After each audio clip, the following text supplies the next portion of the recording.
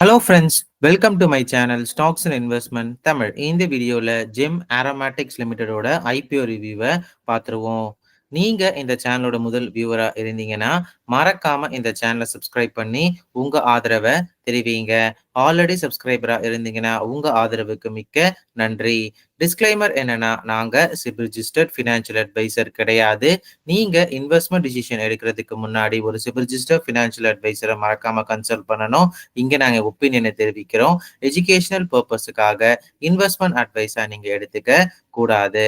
இந்த கம்பெனி வந்து பாத்தீங்கன்னா யூக்கலிப்டஸ்ல இருந்து தயாரிக்கிற யூக்கலிப்டஸ் ஆயில், யூகன் ஆயில், அதுக்கப்புறம் வந்து பாத்தீங்கன்னா க்ளவ் ஆயில் தயாரிக்கிற கம்பெனியா இருக்காங்க. ஸோ இவங்களோட ப்ராடக்ட்ஸ் எல்லாம் வந்து பாத்தீங்கன்னா ஃபுட் அண்ட் பிவரேஜஸ், ஃபார்மாசூட்டிகல்ஸ், அதுக்கப்புறம் வந்து பாத்தீங்கன்னா அடிட்டிவ்ஸ் அந்த மாதிரி யூஸ் பண்ற கம்பெனிஸ்லயும் வந்து இவங்க ப்ராடக்ட் பண்ணிக்கிட்டு இருக்காங்க. இந்த கம்பெனியோட கஸ்டமர்ஸ்லாம் யாரெல்லாம் பாத்தீங்கன்னா Colgate Palmolive limited, Dabur India limited, Patanjali Ayurved limited, S H Kelkar and company limited, Rossari biotech limited, Symrise private limited, டூட்டெரா, வென்டோசோ பிரசில் ஏரிலி, அதுக்கப்புறம் வந்து பாத்தீங்கன்னா ஆன்ஹியூ ஹார்டியன் ஸ்பைசஸ் கம்பெனி லிமிடெட்லாம் வந்து இருக்காங்க. 50% அளவுக்கு வந்து ரெவன்யூ வந்து எக்ஸ்போர்ட் ரெவன்யூவா வந்து இருக்கு. இவங்க வந்து பாத்தீங்கன்னா இந்த டிஎம்ஓ அண்ட் யூகன் ஆயில் வந்து இந்தியாவில மட்டுமே 12%, அதுக்கப்புறம் 65% அளவுக்கு மார்க்கெட் ஷேர் வச்சிருக்காங்க.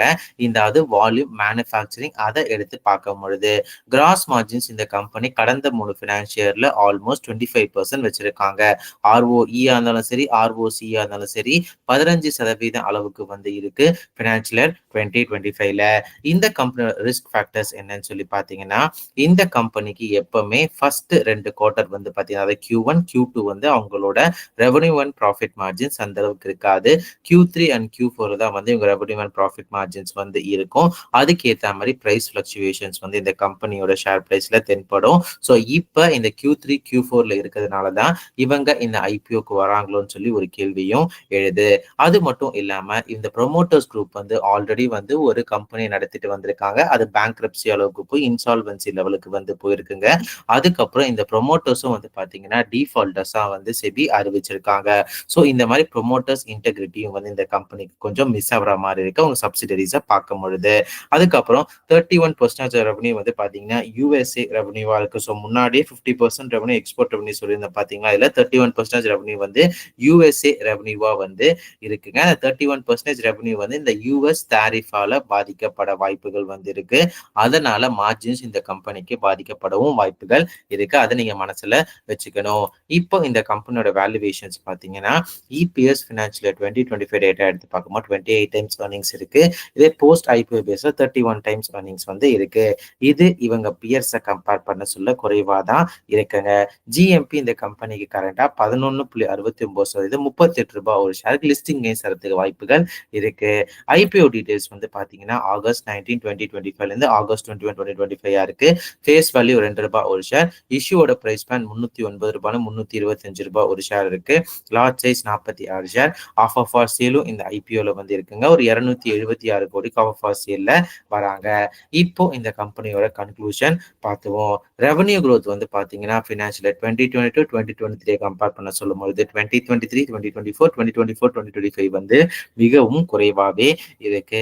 50% எக்ஸ்போர்ட் ரெவன்யூல வந்து 30% மேல யூஎஸ் ரெவன்யூ இருக்கனால யூஎஸ் டாரிஃப் இந்த கம்பெனி பாதிக்கப்பட வாய்ப்புகள் இருக்கு.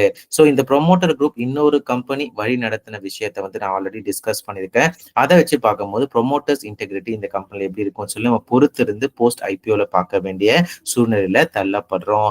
இந்த கம்பெனி வந்து பாத்தீங்கன்னா ஒரு சேவ் ஆர் கன்சர்வேட்டிவ் இன்வெஸ்டர்ஸ்க்கு வந்து கண்டிப்பா போஸ்ட் ஐபிஓல வந்து இவங்க மார்ஜின் கைடன்ஸ் ப்ரொமோட்டர்ஸ் இன்டெகிரிட்டி பார்த்து முடிவு பண்றது கரெக்டா இருக்கும். இப்போ வந்து பாத்தீங்கன்னா ஒரு ஹை ரிஸ்க் டேக்கிங் இன்வெஸ்டர், அந்த ரிஸ்க் டேக்கிங் இன்வெஸ்டர்ஸ்க்கு மார்ஜின் ஆஃப் சேஃப்டி வந்து பாத்தீங்கன்னா ஓரளவுக்கு ஒரு 10% மேல இருக்கிறதுனால வந்து ஒரு ஐபிஓ பிரைஸ் ஸ்டாப் லாஸா இருக்கும்னு சொல்லி நான் நினைக்கிறேன். மற்றபடி வந்து பாத்தீங்கன்னா இந்த கம்பெனி வந்து only for high risk taking investor consideration தான் சொல்லி நான் நினைக்கிறேன். இது எல்லாமே வந்து பாத்தீங்கன்னா என்னோட பர்சனல் வியூ. நீங்க இந்த மாதிரி ஐபிஓலயோ ஸ்டாக்லயோ இன்வெஸ்ட் பண்றதுக்கு முன்னாடி ஒரு தடவை உங்க ஃபினான்ஷியல் அட்வைசரோ இல்ல சிவில் ரிஜிஸ்டர் ஃபினான்ஷியல் அட்வைசரோ மறக்காம கன்சல்ட் பண்ணிடுறேன். நான் சிவில் ரிஜிஸ்டர் ஃபினான்ஷியல் அட்வைசர் வந்து கிடையாது. இந்த வீடியோ உங்களுக்கு பிடிச்சிருந்தா லைக் பண்ணுங்க. ரெகுலர் வீடியோ அப்டேட் பெல் ஐகானை கிளிக் பண்ணுங்க. மறக்காம ஸ்டாக்ஸ் இன்வெஸ்ட்மெண்ட் தமிழ் சப்ஸ்கிரைப் பண்ணுங்க. தேங்க்ஸ் ஃபார் வாட்சிங் ஸ்டாக்ஸ் இன்வெஸ்ட்மெண்ட் தமிழ் சேனல்.